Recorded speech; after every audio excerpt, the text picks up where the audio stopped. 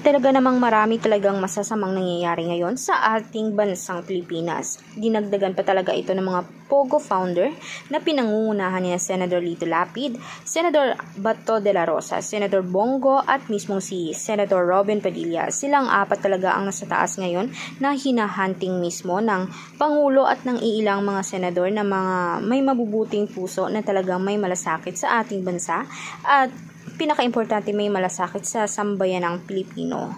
Ngayon naman dahil nga mismong ni-raid ang Pampanga, pero sabi nga ni Idol Raffy Tulfo parang wala naman walang magandang naiambag ang pag-raid dahil na-mishandle ito at maraming lapses umano.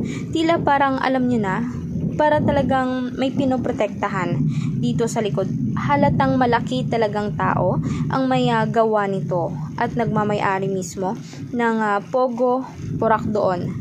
Kaya ngayon, dahil kahit nga ni raid ay hindi pa talaga naklaro na kung sino talaga sa kanila ang mismong nandoon. Halata namang may ebidensya.